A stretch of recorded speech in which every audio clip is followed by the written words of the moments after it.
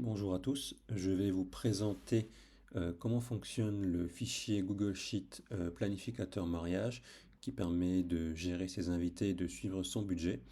Donc tout d'abord, lors de l'achat du fichier, vous avez dû recevoir normalement un fichier PDF qui vous permet d'accéder au lien Google Sheet. Donc il y a un fichier template vierge et un fichier exemple qui est déjà pré-rempli, qui vous permet de voir comment il est rempli si besoin. Et dans tous les cas, moi dans l'exemple, je vais vous présenter de A à Z comment il est construit. Donc pour cela, on va ouvrir le nouveau fichier, donc vierge, qui se trouve dans template. Donc on clique sur template, on demande d'ouvrir dans le navigateur qu'on a, et ensuite ça vous amène vers cette page qui vous demande de copier le document. Donc si jamais vous n'avez pas de compte Google, sachez qu'il faudra créer un compte Google, donc c'est entièrement gratuit et c'est très rapide, et ensuite vous allez pouvoir accéder au document. Donc pour ensuite accéder au document, vous faites créer une copie, et ça va vous amener vers le fichier Google Sheet. Donc en fonction de la taille de votre écran, donc n'hésitez pas à dézoomer si besoin. Donc moi je vais mettre sur 75%, ce sera plus lisible. Voilà. Donc vous avez trois onglets. Le premier qui concerne les informations générales, le deuxième qui concerne le budget, et enfin la liste des invités. Donc je vais vous montrer comment le compléter de A à Z. Donc la première chose à faire, c'est de venir compléter ces six champs ici. Donc tout d'abord le prénom du marié. Donc mettons Pierre, le prénom de la mariée. Donc vous double-cliquez sur la cible à chaque fois. Et dès qu'elle est bleue, vous pouvez écrire la date du mariage. Donc voilà, imaginons que vous vous mariez, disons le 17 mai 2025. Ici, ça vous met le nombre de jours restants par rapport à la date d'aujourd'hui. Donc quand j'enregistre cette vidéo, on est le 5 janvier. Donc ça veut dire qu'il reste 132 jours avant le restaurant. Ensuite, il y a une liste déroulante qui vous permet de dire si oui ou non vous faites un vin d'honneur et un brunch. Donc par défaut, le dîner est inclus dans le fichier et le vin d'honneur brunch aussi, mais on va voir que si vous mettez non, ça aura une action pour la liste des invités où les cases vont être grisées. Mais on va y revenir après, donc par défaut, je vais mettre oui à tout. Et du coup, vous avez fait la première étape qui concerne les informations générales. Ensuite, vous allez, je pense que c'est la partie la plus intéressante, pouvoir budgéter. Donc, pour rappel, dans le guide manuscrit, vous avez également l'ensemble du détail des informations. Et moi, je vais vous présenter un à un comment le remplir de façon efficace afin que vous puissiez suivre facilement votre budget. Donc, tout d'abord, je vais mettre un peu plus grand. Tout d'abord, ici, on a les détails de mariage. Donc, ça, c'est complètement automatique et ça reprend les informations que vous avez mises avant. Donc, les prénoms Pierre et Lucie s'adaptent automatiquement euh, en fonction de ce que vous avez mis ici. Donc, si je viens mettre par exemple Lucien au lieu de Pierre, voilà, vous voyez que ça change. Donc on va remettre Pierre pour l'exemple, comme ça c'est plus facilement identifiable. Donc ça c'est automatique. Ensuite, vous avez ici un récapitulatif de votre budget. Donc la première chose à faire, c'est déjà, vous voyez la case ici est blanche pour budget cible. Ça vous donne un peu une idée globale de ce que vous souhaitez mettre comme budget. Donc imaginons que vous souhaitez mettre un budget de 30 000 euros. Donc vous allez mettre 30 000 euros. Et ensuite, la deuxième chose à faire, ça va être de lister toutes vos catégories de dépenses pour votre mariage à la suite. Et enfin, de mettre un budget en face. Donc imaginons que vous avez le lieu de cérémonie, le traiteur, ensuite vous avez le photographe, le DJ, un vidéaste, le fleuriste, décoration, et donc vous faisiez un brunch. Voilà, donc vous complétez ainsi de suite, donc on va rajouter encore quelques-uns. Maquillage, ensuite on va mettre costume pour le marié, la robe bien évidemment, cadeau des invités. Voilà, donc vous pouvez mettre jusqu'à 35 catégories, donc pour moi c'est suffisant pour pouvoir organiser vos dépenses. Ensuite, vous allez mettre un budget. Donc, imaginons que vous mettiez un budget de 10 000 euros pour le lieu de cérémonie, de 7 000 euros pour le traiteur. Voilà, vous complétez ainsi de suite. Donc là, je mets arbitrairement quelques chiffres. Le fleuriste, la décoration, le brunch. Voilà, ça c'est ce que vous estimez, vous estimez pour chaque ligne de dépense. Donc ça vous permet de voir un peu comment se répartit vos lignes de dépenses en fonction de votre budget. Et vous avez vu que la ligne budget planifié augmente en fonction de ce que vous avez mis ici. Donc ça permet également de voir par rapport à votre budget cible comment se répartissent le budget et est-ce que toutes les catégories que vous avez mis en place avec le budget en face correspondent à votre budget cible. Donc voilà, ça permet de voir si vous vous rapprochez plus ou moins. Donc là, je vais rajouter encore pour le costume, la robe, le cadeau, voilà.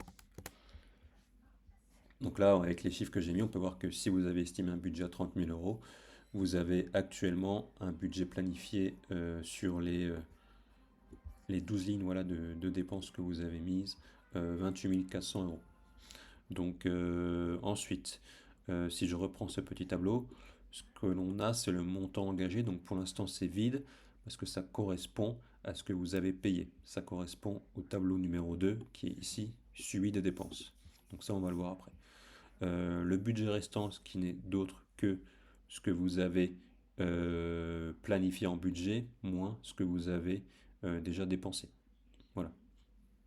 Et le total du mariage, on verra après, c'est encore un autre indicateur, c'est le prix total du devis finaux de l'ensemble de vos prestataires. Donc voilà. Donc ensuite, une fois que vous avez rempli ça, voilà, vous pouvez ensuite compléter les dépenses. Donc imaginons que vous avez sondé plusieurs fournisseurs prestataires. Vous pouvez dire par exemple pour le lieu de cérémonie, vous avez un prix total de devis de 9 500 euros, donc un peu en dessous. Vous avez également la partie traiteur, il vous a fait un devis un peu plus cher, 8 000 euros, ainsi de suite. Donc notez bien qu'ici c'est une liste déroulante qui s'adapte automatiquement en fonction de ce que vous avez mis dans vos catégories. Donc imaginons que là je mets une catégorie, vous allez voir test. Ici automatiquement, test, voilà, il arrive. Donc sachez que c'est complété par ordre alphabétique. La liste aussi, elle est automatiquement triée par ordre alphabétique, donc ça vous permet de vous retrouver plus facilement. Et donc on va venir ici compléter chaque ligne. Imaginons que vous ayez reçu des devis pour l'ensemble de vos prestataires. Donc, hop. Donc je les mets dans l'ordre, hein, mais il n'y a aucune raison de les mettre dans l'ordre si vous voulez. Vous pouvez faire dans le désordre. Donc brunch, on a dit maquillage, on a dit costume, on a dit robe, et on a dit cadeau invité. Donc là. Et ici vous avez reçu un 1200 euros, vous avez reçu ici plus cher, on a ici un peu moins cher. Voilà. Je mets vraiment des chiffres complètement arbitraires.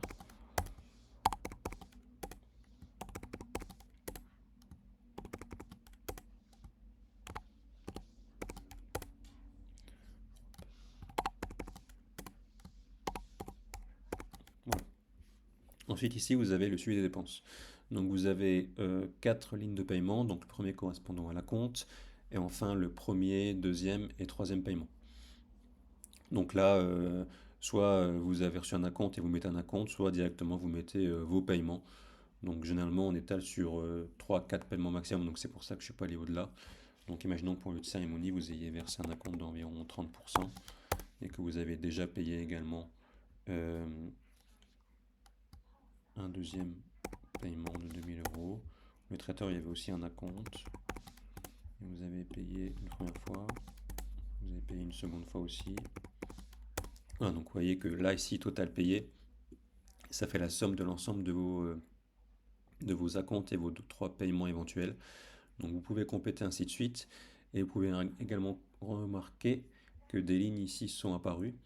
Donc déjà, la partie total mariage à 29 510 euros qui correspond tout simplement à la somme des devis. Donc voilà, ça vous permet également de voir ce que vous avez reçu de la part de vos prestataires en termes de devis, le devis que vous avez validé auprès du prestataire, et de voir combien vous êtes par rapport à ce que vous avez planifié, combien vous êtes par rapport à votre budget cible, sachant que les 4 lignes que vous voyez ici en rose, les cases que vous voyez en rose sont calculées automatiquement, donc vous n'avez rien à calculer.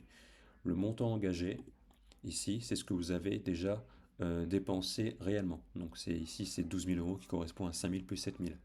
Ici, le photographe, si vous avez versé toute la somme directement sur un premier paiement.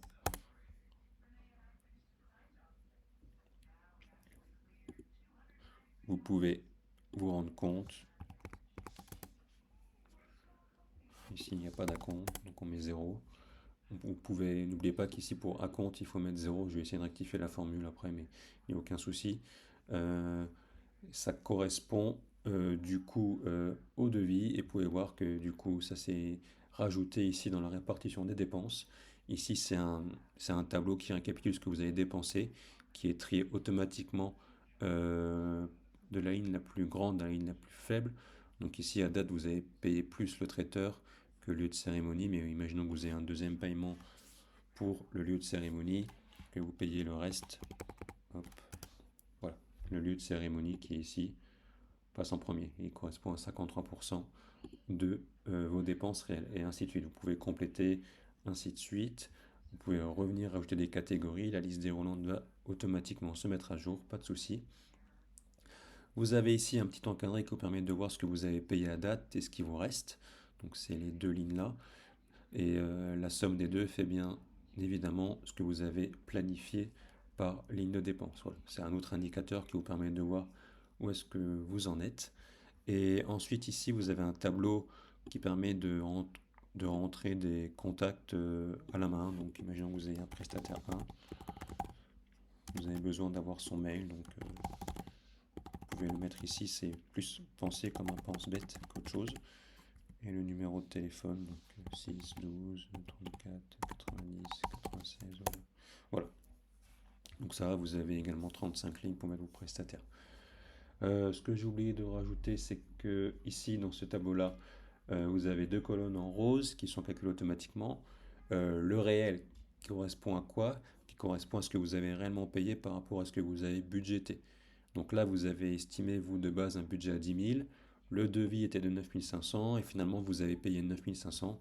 Ce qui fait que ici, vous avez 9 500 qui s'affichent. Et par rapport à votre budget planifié, il vous reste donc 500 euros. Voilà, donc ça, il y a tout qui est mis à jour automatiquement, sachant que cette colonne-là correspond à ce que vous avez payé. Donc voilà, c'est vraiment le réel de ce que vous payez, et le reste, c'est ce qui vous reste pour votre budget. Donc voilà comment comment on peut expliquer cet onglet budget qui vous permet de gérer votre budget. Ici, vous avez également un tableau qui vous permet de voir pour chaque ligne de dépense triée par ordre croissant le réel versus le budget. Donc là, vous avez 9 500 de payés réels pour un budget de 10 000. Ça reprend les lignes là. Voilà pour le premier onglet budgétaire. On va passer maintenant au second onglet qui correspond à la liste des invités. Donc là, vous avez toujours le rappel du détail des mariages avec la date du mariage, le nombre de jours restants, le prénom du marié, le prénom de la mariée. Et vous allez pouvoir compléter la première partie de ce tableau. Donc là, vous avez une liste déroulante qui vous permet de sélectionner le prénom du marié, de la mariée ou des deux, si votre invité, voilà, et c'est un invité commun. Donc bien sûr, ça s'ajuste automatiquement en fonction de ce que vous mettez ici. Donc là, comme j'ai mis Pierre et Lucie, ça va afficher Pierre et Lucie. Donc commençons, donc mettons Pierre, on va mettre invité 1. Vous pouvez mettre son adresse, donc là je vais juste mettre adresse, là je vais mettre téléphone, c'est vraiment juste le contact. Ici vous mettez le mail. Est-ce qu'il vient avec des enfants ou pas? Donc là il faut rentrer un chiffre, imaginons que lui il vient avec un enfant. Et les plats et restrictions, donc on verra après. Donc je vais juste en faire quelques-uns pour vous montrer. Hop, hop, hop. Donc là on va juste tirer la formule, ça ira plus vite. Voilà. Et imaginons qu'ils ne viennent pas avec des enfants. Vous voyez que ça commence à s'ajuster automatiquement en haut. Ce qu'on peut noter déjà, c'est la répartition des invités. Vous voyez que 3 invités ont été conviés par Pierre, un seul par Lucille et un par Lucille et Pierre. Et vous avez également un enfant qui a été rajouté. Donc au total, à date, vous avez 6 invités. Ensuite, ici, vous voyez que vous avez plat restriction. Donc c'est en option, et vous avez la possibilité, grâce à ce tableau, de venir enseigner des menus différents. Donc ici vous pouvez mettre les menus que vous voulez. Donc imaginons que j'ai mis poulet, bœuf, porc, poisson, porc. euh, et végétarien. Vous avez la liste ici qui s'affiche. Donc bien sûr, si vous venez changer, que voilà, vous mettez pas végétarien ici, et ici vous mettez rien, vous mettez juste poulet et bœuf, voilà. Vous avez la liste des volantes qui s'affiche automatiquement. Et si vous mettez un plat, typiquement, on va mettre vegan, vous avez vegan qui apparaît. Donc voilà, ça vous permet d'ajuster si besoin, si vous avez plusieurs choix de menu, jusqu'à 5. Et pareil pour les restrictions alimentaires, donc là j'en ai mis 5 par défaut. Donc vous avez aucune, sans gluten, sans arachide, végétarien, sans lactose, voilà. Donc vous pouvez venir comme ça lister les restrictions alimentaires et ça vous permet de facilement retrouver lequel de vos invités vont avoir des régimes spéciaux pour afin prévenir le traiteur. Donc là, ce que vous avez à faire, c'est simplement sélectionner le plat par personne. Donc imaginons que tout le monde prend du poulet et du bœuf. Voilà. Les restrictions, il y a juste une personne qui demande à être sans lactose. Voilà. Donc bien sûr, vous pouvez modifier, vous mettez ce que vous voulez ici. Comme pour le choix du menu, ça s'adapte automatiquement. Voilà. Donc là, vous voyez que les listes commencent à se mettre en place. Donc vous avez les restrictions alimentaires ici, la somme qui se met en place, le choix du menu dîner, donc vous avez la répartition, le chiffre à gauche de ce que prennent les invités. À droite, vous avez toujours 0 parce que maintenant il va être l'heure de compléter cette partie-là. Donc vous avez ici 5 colonnes. Save the date, faire part employé, vin d'honneur, dîner, brunch et la réponse. Donc maintenant dans les mariages ça se fait d'envoyer des save the date, donc c'est pour ça que je l'ai mis. Mais bien sûr si vous n'en envoyez pas, vous pouvez vous abstraindre de cette colonne et ne pas la compléter. Donc imaginons, ça vous permet de savoir si vous avez envoyé oui ou non le save the date. Donc imaginons que oui vous l'avez envoyé. Imaginons que le faire part vous l'avez envoyé à tout le monde sauf à la dernière personne. Donc vous cochez. Là ici c'est vin d'honneur, donc ça vous permet de savoir si oui ou non vous faites un vin d'honneur. Donc là j'ai mis par défaut oui, mais si je mets non vous allez voir que ça devient grisé. Et pareil pour le brunch. Voilà, ce qui rend que les formes qu'on peut plus, qu'elles sont grisées, ça permet de voir que vous faites pas vin d'honneur et brunch et du coup ça vous évite de mettre une indication là-dessus et ça vient également modifier automatiquement cette formule qui vous dit qu'il n'y a pas de vin d'honneur, pas de brunch, donc ça va pas venir compter les invités. Donc pour l'exemple, je vais quand même mettre oui à tout. Et voilà, donc imaginons que bon, si vous invitez, vous faites un vin d'honneur, généralement vous invitez tous vos invités. Le dîner, vous invitez tout le monde sauf la dernière personne. Et du coup ici on va lui enlever le choix du menu.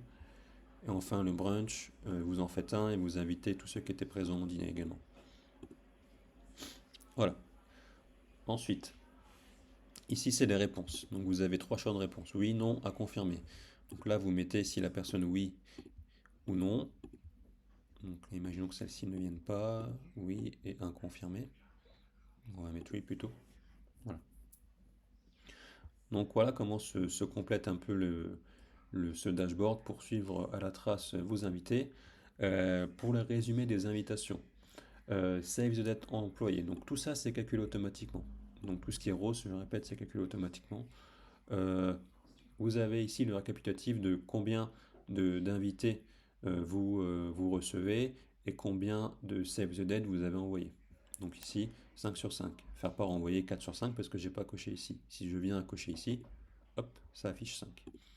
Présent en vin d'honneur. Donc là, il y a une double condition qui dit que la personne a été invitée au vin d'honneur, donc vous avez coché ici, et la personne a répondu oui. Donc c'est pour ça qu'il y a 4 sur 5, parce que si vous remarquez, j'ai envoyé 5 invitations pour un vin d'honneur, mais une réponse négative.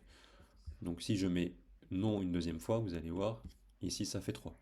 Si je mets oui à tout le monde, hop, vous avez 5. Pareil pour le dîner, c'est la même logique. Pareil pour le brunch. Donc c'est vraiment une double condition. Donc ça vous permet de voir vraiment qui est invité et qui vient réellement. Vous avez un récapitulatif des réponses négatives, positives et à confirmer également. Voilà. Donc un peu comment se présente cet onglet. Vous avez un autre dashboard ici, tout en haut à droite, qui vous permet de voir la répartition des restrictions alimentaires si vous le souhaitez. Et puis voilà, tout, Tout est facilement monitorable. Vous pouvez le compléter facilement. Vous avez les guides manuels si besoin. Et si vraiment vous avez une autre question, n'hésitez pas à me contacter directement sur ma boutique.